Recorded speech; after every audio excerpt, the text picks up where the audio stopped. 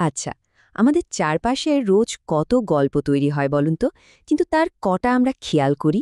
আজ আমরা ঠিক এমনই একটা ছোট্ট, শান্ত কিন্তু খুব গভীর একটা গল্পের ভেতরে ডুব দেব। গল্পের নাম জানালার ওপাশের মেয়ে। শহরের এত হইচই, এত কোলাহল, তার মধ্যেই কিন্তু কিছু গল্প একদম চুপচাপ জন্মায়। এই একটা লাইনই কি বলুন, পুরো গল্পের মেজাজটা ধরে ফেলে। এমন একটা কাহিনী যা হয়তো আমাদের চোখের সামনেই রোজ ঘটে, কিন্তু আমরা খেয়ালই করি না। চলুন এই চুপচাপ জন্ম নেওয়া গল্পটার আরও গভীরে যাই। তো এই গল্পের শুরুটা হচ্ছে একটা একদম সাধারণ প্রতিদিনের রুটিন দিয়ে, একটা নীরব পর্যবেক্ষণ, যেটা কিনা একসময় অভ্যাসে দাঁড়িয়ে যায়। গল্পের যে কথক, তিনি প্রতিদিন সকালে ঘুম থেকে উঠেই একটা বিশেষ মুহূর্তের জন্য অপেক্ষা করেন। অপেক্ষাটা হলো তার জানালার ঠিক উল্টো দিকে থাকা মেয়েটিকে এক ঝলক দেখার। আর এটা কিন্তু কোনো সাধারণ দেখা নয়, এটা যেন তার দিনের একটা নীরব অধ্যায়। আর ঠিক এইখানে কথকের মনে একটা প্রশ্ন জাগে, একটা খুব গভীর প্রশ্ন। ও কি কখনো আমার দিকে ফিরে তাকায়? ভাবুন তো একবার, এই যে একতরফা একটা কানেকশন, এটাই কিন্তু পুরো গল্পের ভিত্তি। কারণ ওই মেয়েটি তো হয়তো জানেই না যে কেউ তাকে প্রতিদিন এতটা মন দিয়ে দেখছে। জানালার ওপাশের মেয়েটা যখন তার জানালাটা খোলে, এটা তো খুব সাধারণ একটা ঘটনা, তাই না? কিন্তু আমাদের কথকের কাছে এটাই একটা বিশেষ সংকেত, যেন ওই জানালাটা খোলার পরেই তার দিনের আসল শুরুটা হয়, একটু অন্যরকমভাবে, একটু নতুন করে। আচ্ছা, এবার চলুন জানালার দুই পাশের দুটো আলাদা জগতের দিকে একটু তাকাই। মজার ব্যাপার হলো, শারীরিক দূরত্বটা কিন্তু খুব বেশি না, কিন্তু ভেতরের যে দূরত্ব, অনুভূতির যে দূরত্ব, সেটা বিশাল। কথক দূর থেকে মেয়েটার ছোট ছোট কাজগুলো লক্ষ্য করেন। দেখেন যে সে গাছগুলোর সাথে কথা বলছে, ফুল ছুঁয়ে মুচকি হাসছে, আবার কখনো বা আনমনে চুপচাপ দূরে তাকিয়ে আছে। এই টুকরো টুকরো মুহূর্তগুলোই কিন্তু একটা ইশারা দেয় যে মেয়েটির নিজেরও একটা গভীর, না বলা গল্প আছে। কি অসাধারণভাবে দুটো জগৎকে পাশাপাশি রাখা হয়েছে, তাই না? একদিকে আমাদের কথক, যিনি শুধুই একজন দর্শক, আর মেয়েটিরও একটুখানি হাসির আলোতেই নিজের শান্তি খুঁজে নেন। আর অন্যদিকে সেই মেয়েটি যে নিজের দুনিয়াতেই মগ্ন, যার ভেতরের গল্পটা এখনও আমাদের কাছে একটা রহস্য। এই লাইনটা শুনুন, দূরত্বটা হয়তো মাত্র একটা রাস্তার, কিন্তু মনে হয় যেন তারা দুই ভিন্ন জগতের বাসিন্দা।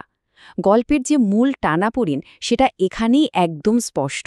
ভাবুন একবার, কতটা অদ্ভুত একটা বৈপরীত্য, এত কাছাকাছি অথচ মনের দিক থেকে কত দূরে। এই অনুভূতিটাই গল্পটাকে একটা অন্য মাত্রা দিয়েছে। তো গল্পের এই পর্যায়ে এসে একটা বড়সড় মোড় আসে, আর সেই মোড়টা নিয়ে আসে বৃষ্টি। এখানে বৃষ্টি কিন্তু শুধু আবহাওয়া নয়, এটা একটা খুব শক্তিশালী রূপক, যা গল্পের আবেগটাকে একদম অন্য একটা লেভেলে নিয়ে যাবে। হঠাৎ একদিন ঝমঝম করে বৃষ্টি নামল। শহর ভিজছে, গাছপালা ভিজছে, চারিদিকটা কেমন শান্ত। আর সেই বৃষ্টির দিনেও মেয়েটা জানালার ধারে এসে দাঁড়িয়েছে। কিন্তু আজ তার দৃষ্টিটা যেন অন্য কোথাও হারিয়ে গেছে। পুরো পরিবেশটাই কেমন থমথমে, তাই না? আর ঠিক সেই মুহূর্তে কথকের সবচেয়ে বড় উপলব্ধিটা হয়। তিনি বুঝতে পারেন, বৃষ্টিটা আসলে শুধু জানালার বাইরে হচ্ছে না, বৃষ্টিটা মেয়েটার ভেতরেও নেমেছে। এই প্রথমবার কথক শুধু একজন দর্শক হয়ে রইলেন না, তিনি মেয়েটার ভেতরের কষ্টটা যেন অনুভব করতে পারলেন। এটা এক গভীর সহানুভূতির মুহূর্ত। আর তখন কথকের মনে একটা তীব্র ইচ্ছা হয়, ইস, যদি পারতেন মেয়েটার সব দুঃখ মুছে দিতে, যদি গিয়ে বলতে পারতেন, তুমি একা নও।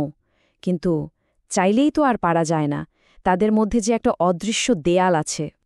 তাহলে গল্পের মূল বিষয়টা কি দাঁড়ালো? এই দূরত্ব। আর এই দূরত্বটা কিন্তু শুধু একটা রাস্তার মাপের না, এটা আসলে দুটো হৃদয়ের মাঝখানের দূরত্ব, এমন একটা দূরত্ব যা পার করা প্রায় অসম্ভব। গল্পের একেবারে শেষে এসে কথক একটা গভীর সত্য বুঝতে পারেন, আর সেটা হলো, সব কিছুর সমাধান কিন্তু কাছে আসায় নেই, বরং কিছু জিনিস দূর থেকেই সুন্দর লাগে। সেই বৃষ্টির পরদিন সকালে মেয়েটা আবার জানালায় এসে দাঁড়াল আর হাসল, খুব ছোট্ট একটা হাসি, কিন্তু ওই সামান্য হাসিটাই যেন কথকের পুরো দিনটাকে আলোয় ভরিয়ে দিল। মনে হলো আগের দিনের বিষণ্ণটা সব মেঘ যেন এক মুহূর্তে উধাও হয়ে গেল। আর ঠিক এখানে আমরা গল্পের আসল বার্তাটা খুঁজে পাই। কিছু গল্প সত্যি দূর থেকে সুন্দর, কিছু অনুভূতি এই দূরত্বকে মেনেই পূর্ণতা পায়। কথক শেষ পর্যন্ত বুঝতে পারেন তাদের এই সংযোগের আসল সৌন্দর্যটাই হয়তো এই না পেরোনো দূরত্বটার মধ্যেই লুকিয়ে আছে। মজার ব্যাপার হলো ওই মেয়েটি হয়তো কোনোদিন জানতেও পারবে না যে তার অজান্তেই সে অন্য একজনের জীবনে কতটা বড় প্রভাব ফেলছে। তার ওইটুকু অস্তিত্বই কারোর সকালকে অর্থ দিয়ে যাচ্ছে, তার উপস্থিতিটা কারোর রাতের স্বপ্নকে রঙিন করে তুলছে। হয়তো তাদের কোনোদিনও দেখা হবে না, কোনোদিনও কথা হবে না, কিন্তু তাতে কি, মেয়েটারই না বলা গল্পটা কথকের জীবনের জানালায় একটা নরম আলোর মতো থেকে যাবে। এটা এমন একটা ছাপ যা কখনো মুছে যাওয়ার নয়। আর শেষে একটা প্রশ্ন সবার জন্য, সবচেয়ে সুন্দর গল্পগুলো কি আসলেই সেগুলো যেগুলো কোনো কথা ছাড়াই জন্ম নেয়? এই যে নীরব সংযোগ, এই না বলা অনুভূতি, এগুলো নিয়ে ভাবার একটা দারুণ সুযোগ করে দেয় এই গল্পটা।